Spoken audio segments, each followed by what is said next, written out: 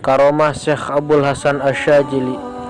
Syekh Abdul Hasan Asy-Syadzili merupakan wali agung yang dianugerahi karomah yang banyak sekali oleh Allah Subhanahu wa taala, sehingga tidak ada yang bisa menghitung karomah beliau kecuali Allah Subhanahu wa taala. Berikut di antara karomah yang pernah nyata pada diri beliau. Bisa mengerti isi hati seseorang. Kisah ini tertulis dalam kitab Jami'ul Karamatil Aulia karya Al-Alamah Syekh Yusuf bin Ismail An-Nabhani. Suatu ketika Syekh Abdul Hasan Asy-Syadzili menerangkan tentang sebuah hati zuhud dalam sebuah majlis rutin pengajiannya. Sementara ada pengikut yang hadir dengan pakaian yang jelek dan kumal, sehingga tersebit ucapan dalam hati si fakir miskin itu sebagai berikut: pakaian Syekh Abdul Hasan Asy-Syadzili bagus dan rapi, bagaimana mungkin dia berbicara tentang zuhud? Aku inilah barangkali orang zuhud dari dunia, bukan beliau Syekh Abdul Hasan Asy-Syadzili. Tiba-tiba Syekh Abdul Hasan menoleh pada si fakir miskin itu seakan mengetahui apa yang dikatakan dalam hati si fakir miskin itu, seraya berkata, "Kamu bukanlah orang yang zuhud. Pakaian yang kamu kenakan ada unsur kesenangan duniawi, karena kamu menggunakan pakaianmu dengan tujuan menarik orang di sekitarmu agar terkesan dirimu orang fakir, sehingga disangka wali Allah. Berbeda dengan aku memakai pakaian bagus, maka orang beranggapan bahwa aku orang yang kaya raya dan bukan orang yang zuhud, juga bukan wali Allah." Maka seketika itu si fakir miskin berdiri seraya berlari menuju Syekh Abdul Hasan Asy-Syadzili seraya berkata, "Wallahi, memang saya berkata bahwa aku orang zuhud, tetapi di dalam hati. Sekarang aku bertaubat kepada Allah Subhanahu wa taala dan maafkanlah aku, wahai guru." Mendengar pengakuan pengikutnya, Syekh Abdul Hasan Asy-Syadzili terharu. Kemudian beliau memberikan kepadanya sebuah pakaian yang bagus dan baru, dan memberi petunjuk kepadanya agar berguru kepada Syekh Ibnu Dahlan serta mendoakannya. "Semoga Allah Subhanahu wa taala memberikan kasih sayangnya kepadamu melalui hati orang-orang pilihan, dan semoga hidupmu penuh barokah serta husnul khotimah di akhir hayatmu."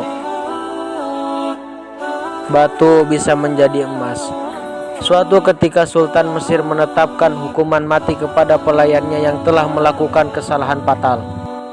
Kemudian pelayan itu lari ke daerah Iskandaria dan minta perlindungan kepada Syekh Abdul Hasan Asy-Syadzili. Ketika Sultan Mesir tahu bahwa pelayan yang selama ini dicari-cari ternyata di bawah perlindungan Syekh Abdul Hasan Asy-Syadzili, marahlah sang Sultan Mesir dan menyuruh utusan untuk memanggil paksa Syekh Abdul Hasan Asy-Syadzili. Setelah beliau datang, berkatalah sang Sultan Mesir, "Syekh, kamu telah merampas dan melindungi budakku." "Tidak Sultan, aku berbuat baik," jawab Syekh Abdul Hasan Asy-Syadzili. Kemudian pelayan tadi dikeluarkan dari persembunyiannya dan kemudian diperintahkan oleh Syekh Abdul Hasan Asy-Syadzili untuk mengencingi batu. "Kencingilah batu itu." Sungguh ajaib. Setelah dikencingi oleh pelayan tadi, batu itu langsung berubah wujud menjadi emas murni seberat 5 kuintal. Lalu Syekh Abdul Hasan Asy-Syadzili berkata, "Ambillah emas itu dan simpanlah di gudang harta kerajaan Mesir." Setelah mengalami kejadian yang ajaib itu, sang Sultan Mesir yang awalnya memiliki prasangka buruk terhadap Syekh Abdul Hasan Asy-Syadzili, apalagi terkait kewaliannya, menjadi berubah menjadi baik dan segan kepada Syekh Abdul Hasan Asy-Syadzili dan meyakini atas kewalian beliau. Bahkan pelayan tadi disuruh kencing lagi pada batu yang lain yang dikehendaki oleh Syekh Abdul Hasan Asy-Syadzili. Semua ini atas izin Allah Subhanahu wa taala, bukan kemauanku semata-mata, kata Syekh Abdul Hasan Asy-Syadzili dengan singkat. Karomah selanjutnya ialah di atas derajat wali abdal. Suatu ketika Syekh Abdul Abbas Al-Mursi, murid Syekh Abdul Hasan Asy-Syadzili berkata, "Aku di alam malakut melihat Syekh Abu Madyan berpegangan dengan tiang arash. Aku bertanya kepadanya, 'Seberapakah kadar ilmumu?' Beliau menjawab, 17 ilmu. 'Seberapakah makom derajatmu?' Beliau menjawab, 'Aku khalifah dan menjadi pemimpin wali abdal.' Aku bertanya lagi kepada Syekh Abu Madyan, 'Bagaimana Syekh Abdul Hasan Asy-Syadzili?' Beliau menjawab, 'Syekh Abdul Hasan Asy-Syadzili melebihiku 40 ilmu.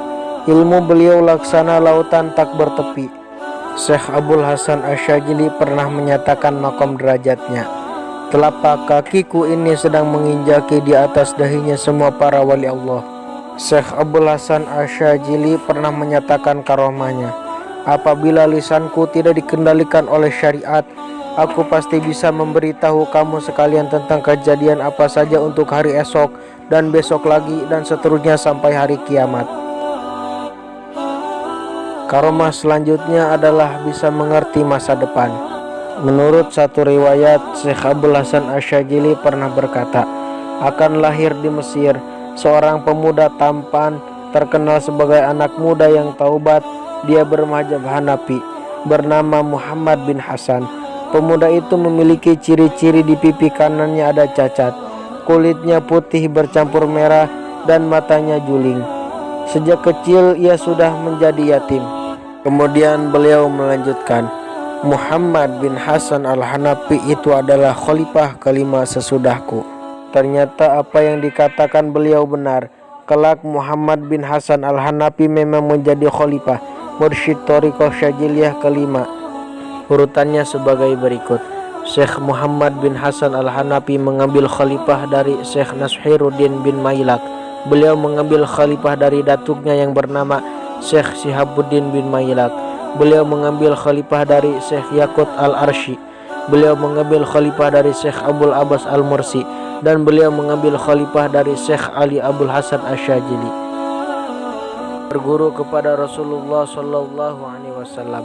Menurut satu riwayat, suatu ketika beberapa ulama fikih bermaksud menentang Syekh Abdul Hasan Asyadzili mengenai amalan hijib bahar.